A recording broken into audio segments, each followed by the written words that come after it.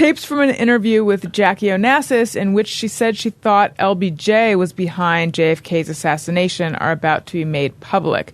The tapes were made by historian Arthur Schlesinger Jr. LBJ sounds like a great Mexican superhero. Like he comes in the night, he sucks your cock, and then there's one strum of a flamenco guitar and he's gone. And once again, LB with a Z and jizz across your chest, he finds out the crime you're going to commit, and then wonders if after you've had a succulent blowjob, do you still want to kidnap a school bus full of children, or would you rather lie there in the afterglow of my beautiful blowjobs? I find that the man's passion for crime goes away in his refractory period.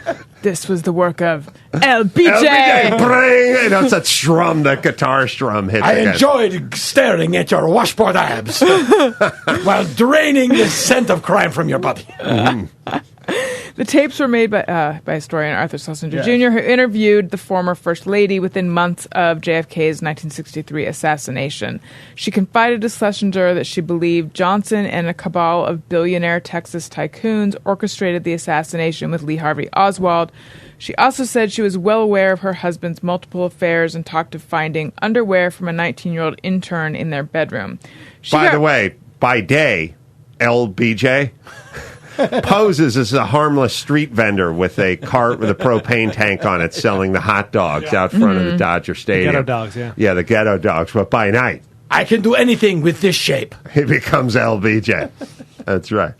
And Jackie Onassis sounds so much like, if you've ever heard interviews with her, she really sounds like she knows what she's talking about. Mm-hmm. And I just thought that maybe Lyndon Johnson was involved with it too. I must say this. She has a breathy Marilyn Monroe sort of sound, and there's two things that are going on that are sort of interesting. One, I learned from Loveline that when you're a victim of molestation, you get that sort of trapped at that age. Oh, that's when you listen to Marilyn Monroe, and she's like, Mr. President. And so you realize, there's somebody who was probably sexually abused and then fetishized it and became a sort of female impersonator. Yeah, I understand that. And all, just using her sexuality constantly and pushing it against people and all that. So, but then you think, all right, well, the Kennedy guys were attracted to a certain type, and then you have that Jackie O super breathy thing, and you kind of wonder, what was up in their childhood and what makes them sound like little girls? And then also, we lived in a society where chicks were supposed to sort of sound like little girls back in the day. Yeah. It was a simpler time. Meaning, we wanted you to sound breathy and sort of feminine and not so six-pack Abby. There was a lot of screwy stuff that went on at the Kennedy compound. One of the things is, in college, when the Kennedy gentlemen would bring home their college girlfriends, they were advised to lock their door, lest the ambassador, Joseph Kennedy Sr., might just come in and, this is going to be good for you. Oh, really? Oh, yeah. He was completely fine at going in and screwing his kids' girlfriends at night. Had no problem with it at all. Well, is that not normal? If it's under this roof, it's normal in Dana Gould's America. He was a dandy. She also sounds a little like a higher version of Paul Stanley. If you've ever seen Kiss, if you've ever seen Kiss Meets the Phantom of the Park. Demon, Star Child, Terry and Jules, the trapped in the Ferris wheel. He doesn't have a rock and roll speaking voice. But some of the greatest special effects ever laid down on film and that. We can't find our magic talismans. And then, I need some more reverb on the speaker, please. Can I ask this? Whether it was the Village People or Kiss or even the Beatles, has there ever really been, and Sonny and Cher, it goes on, when people said, and I'm sure there's ones we can't even think of, Paul Revere and the Raiders or Herman's Hermits or something, where somebody says, you guys are hot, we need to make a movie. Mm-hmm. Where it ever really worked out, Right. Maybe you could say Eminem. Spice Girls movie. Hard Day's Night. Yeah, but... And that movie was only made to sell the soundtrack album. But how good is Hard Day's Night if you watched it today? No, it's good. It is good. All right. It is good. All right. Yeah. Help, not so much. Am I allowed to disagree with Dana? Go ahead. Sure. doesn't hold up. I'm a huge Beatles fan. I love Hard Day's Night, one of my favorite albums of all time.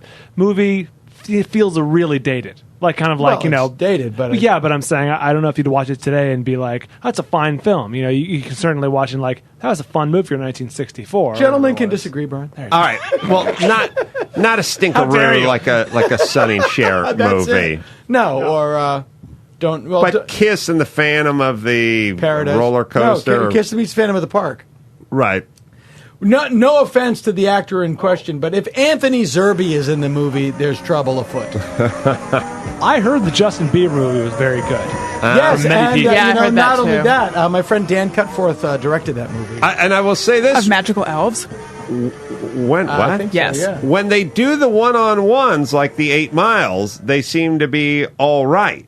And once in a while, like when Beyonce makes the move to the big screen and stuff, it's when the whole group. Yeah, when they try to find something for the whole What are group the chances a drummer's going to know how to act? Right. All right, sorry, where were we? So Jackie Onassis also got her own revenge by having affairs of her own with actor William Holden and Fiat founder Gianni Agnelli. Now, how does that work? Like, well, I'd like to fuck the guy from Ferrari. Do we have? No. Okay. How about Maserati? See, not available. How about Lancia?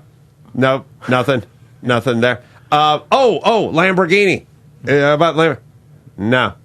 Earl Scheib. How about Earl Scheib? Really? I got to fuck the guy from Fiat? Really? So basically, the guy makes Cal Worthington wasn't available. The equivalent of the Ford Pinto in Italy. In Italy, the Italy Pinto. Got to fuck him. Huh? Now, was that during John F. Kennedy's life, or did she say she had an affair although her husband was in heaven? No, I believe it was during. Oh, good for her. So Fiat is really that kind of shitty car in Italy?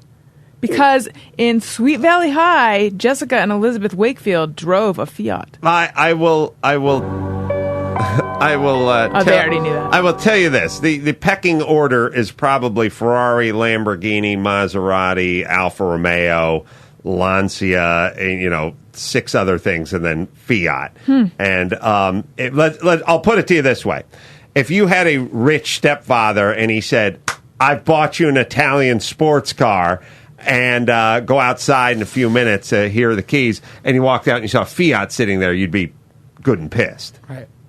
That's how like if you need got to a Ford know. Pinto. Yeah, they're at the bottom. Wow. The bottom of the Italian car pecking order. I feel like she probably just wasn't briefed enough. She asked the tapes not be released until 50 years after her death, but her daughter decided to release them earlier, possibly in exchange for ABC dropping its $10 million series about the family. These tapes will air on ABC. Oh, that's right. Why do they do that thing where they go, they'd asked this, but I'm going to go ahead and destroy my mother's. I'm going to destroy my mother's wishes by doing this anyway. Why don't you just go? She asked that they be released in 9.5 years. Or 13 and a half years. Yeah, why this honesty that makes you look douchey? Right. And this is how she pronounced 9.5. It's 50. Right, sound like 50. What is... Jackie went after John... Yes. John, right? Yeah. Yeah. What's she been dead for? No, she died. She died before he did. Before. Wait, didn't she die in 94? Boy. She died before he did. Okay, she died so it's been over 15 years now. Yeah. 94? I could be that wrong. long ago? Anyway, the point is, it's Camelot. When people say that all the time, I always just nod. And when Americans and when he died, we lost our innocence. That's my favorite.